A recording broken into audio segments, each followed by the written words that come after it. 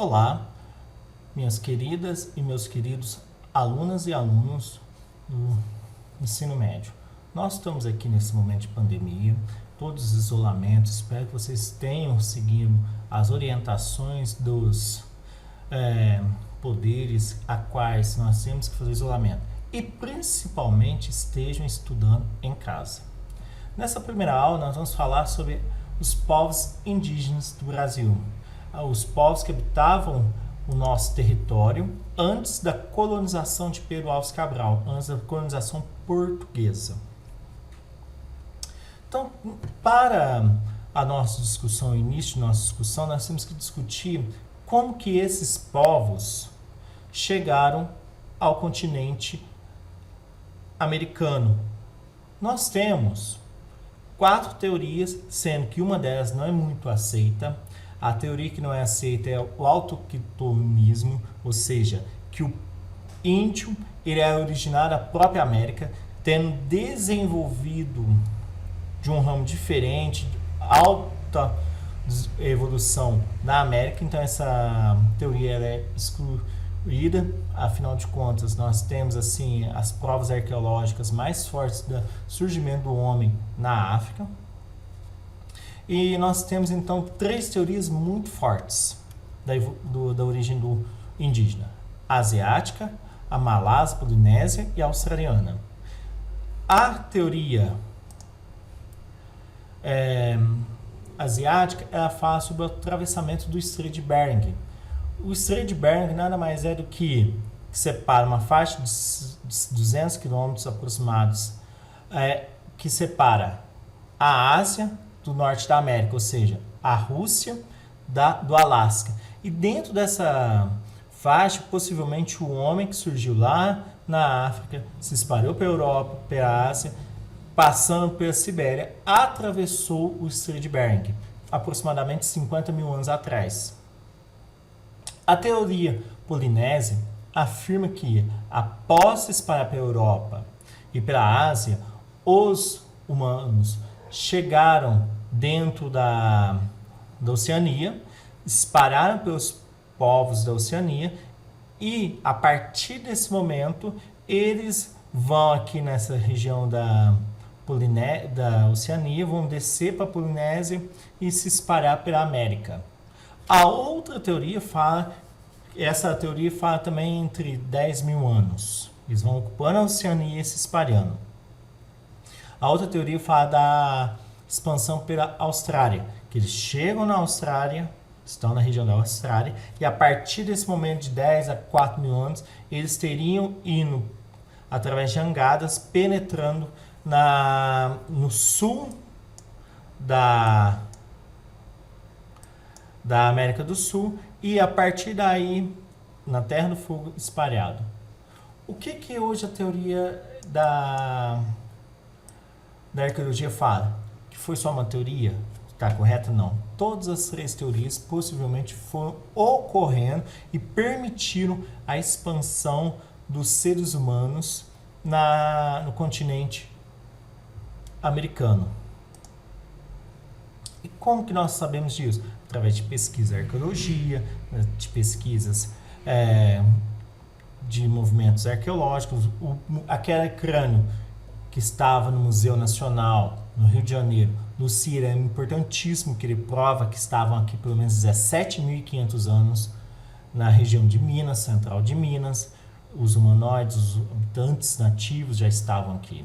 Então é importante a gente ter uma noção de que o continente americano não é um continente sem ninguém. Ele tinha um desbravamento, tinha os ameríndios que vão se organizando em várias tribos indígenas.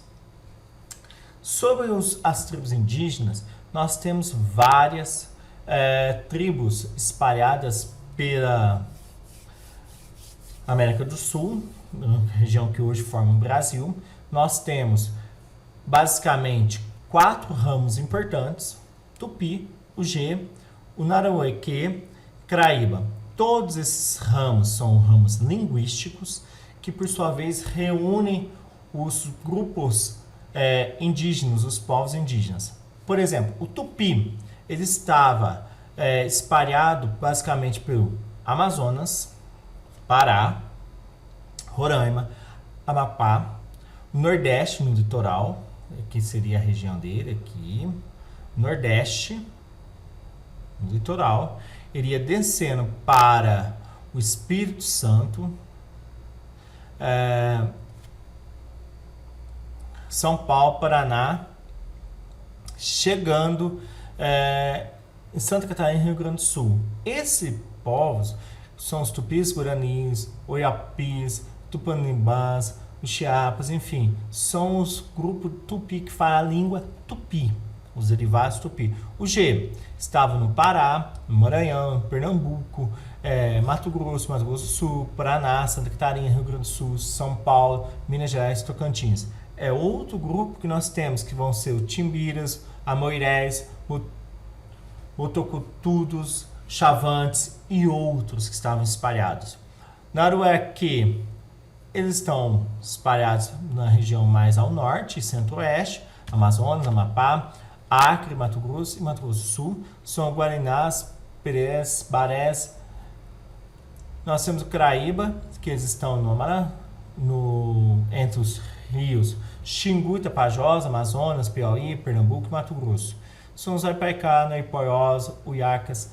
Esses povos, eles tinham aproximadamente, na época do século XVI, 1500 e pouco, quando os portugueses começam a colonizar aqui em 1530, haviam cerca de 300 línguas faladas pelos indígenas brasileiros, que eram variantes dessas línguas, desses troncos linguísticos. E a maior parte dessas línguas, elas intercalavam entre si, entre os povos, e hoje resta apenas 120 línguas, ou seja, com a extinção dos povos indígenas, com contato com o homem civilizado europeu, dito civilizado europeu, muitos desses povos foram sendo extintos através de guerras, através de escravidão e mesmo doenças, porque eles não tinham a questão da resistência aos vírus que os portugueses exportavam. Nós tínhamos uma organização, esses povos indígenas têm uma organização social. Nós temos como um dos grandes mestres pesquisadores dos povos indígenas aqui no Brasil foi Lévi-Strauss, francês, Claude Lévi-Strauss. Esse francês, ele vai fazer toda uma fala, uma pesquisa a partir dos anos de 1940, quando ele vem para o Brasil, ajudar na fundação da Universidade de São Paulo. Lévi-Strauss, ele é importante antropólogo e ele vai conseguir, em seus livros, como Arco e Cesto, entender a organização de uma forma mais profunda das organizações indígenas. Como que era a hierarquia? Na tribo, aldeia, eles tinham confederações, ou seja, os grupos, as tribos tinham organizações conforme o seu tronco linguístico e o líder geralmente era o cacique. E esse cacique tinha um poder político sobre os povos indígenas, que era responsável até mesmo por alianças matrimoniais, organizar as alianças dentro do espaço da tribo. Então ele era responsável por manter a ordem, definir os rituais, bem como a guerra. A organização espacial da tribo era um conjunto de habitações, ocas. Essas ocas eram coletivas, dentro de algumas denominações indígenas. Elas eram vistas de forma, que seriam as ocas, estilos, tá? Muito comum essas ocas aqui no Mato Grosso, viu? E entre outras regiões. Eles tinham, então, uma distribuição e ao centro era a região onde eles realizavam os rituais, tá? Uma praça cerimonial. Nós temos uma sociedade igualitária, todos têm acesso à terra, aos recursos que ela oferece, ou seja, é tudo comunitário, a terra é comunitária.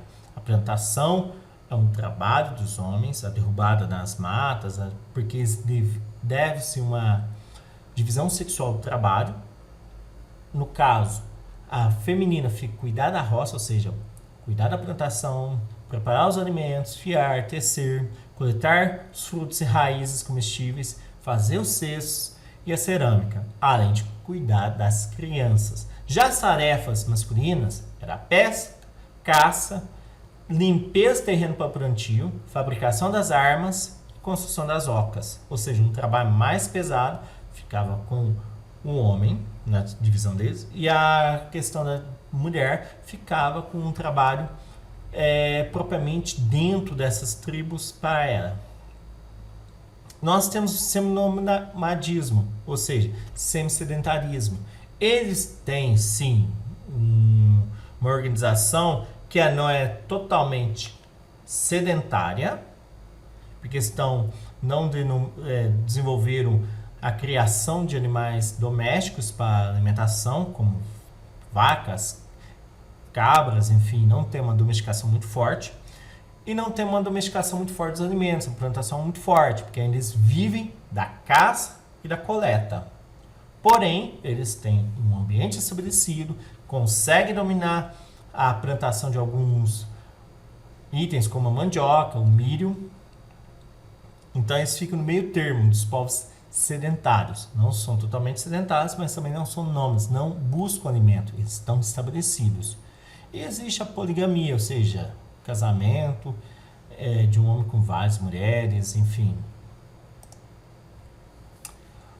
A economia deles é uma propriedade coletiva, como já colocado, baseada na caça, na pesca e na coleta vegetal, bem como uma agricultura rudimentar, baseada na mandioca, farinha de mandioca, no milho também. Eles tinham, então, a batata, do milho, feijão, pimentão, como a imagem mostra aqui alguns pimentões. A agricultura de coivalha, que seria uma técnica tradicional que era utilizada pelos tupis, que seria o quê? Derrubava a mata nativa e tacava fogo na região depois de seca, para preparar ela para a plantação. A religião. Os povos indígenas eram politeístas e alguns dos deuses deles eram o Guaraci, que é o sol, a mãe de todos os homens. Eles cultuavam o sol como mãe de todos os homens. Jaci, a lua, criador dos vegetais. Rudá, que é o deus do amor e da reprodução, e tinha uma forma humana, o Rudá. O Tupã, que era o raio ou trovão, que eles tinham um respeito muito grande.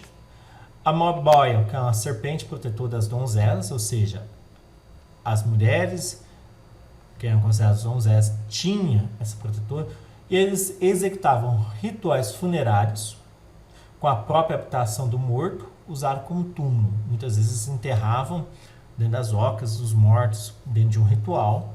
Pajé, o xamã, é o líder espiritual.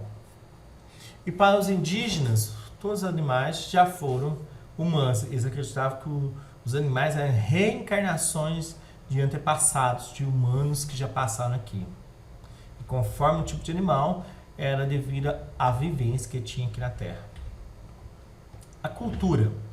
Nós temos, assim, dentro dos povos indígenas, antropofagia. O que seria isso? É o ritual de devorar pessoas.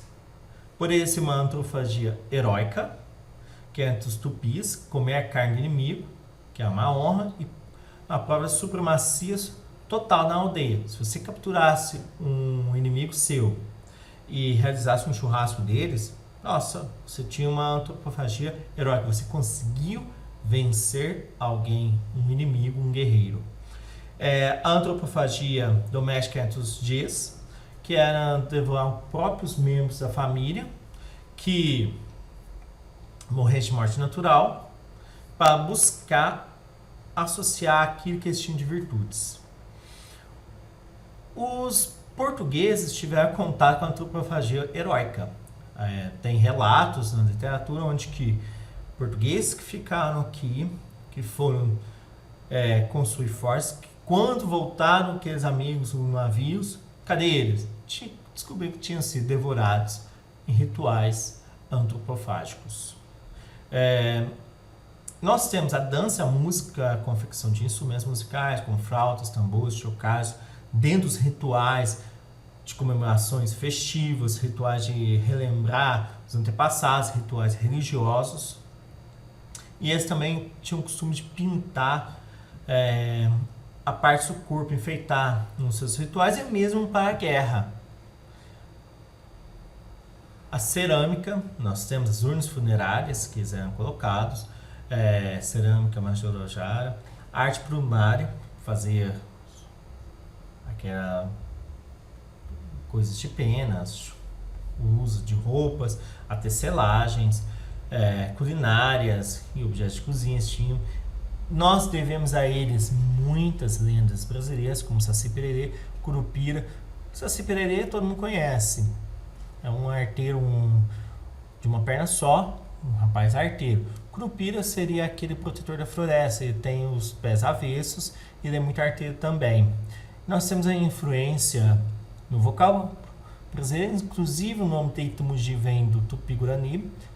Itapedra, Mogi Rio, rio que fura pedra, todos nós assim aprendemos isso lá no primário, que é uma forte influência no vocábulo brasileiro. Bem, meninos, de uma forma rápida, isso aqui foi para nós termos uma ideia de como é esses povos e como que é o imaginário. Nós podemos perceber que o imaginário dos povos se deve principalmente dos portugueses primeiros viajantes. E esses portugueses tinham uma ideia de que deviam chegar às Índias, por isso o nome índios, em referência à Índia.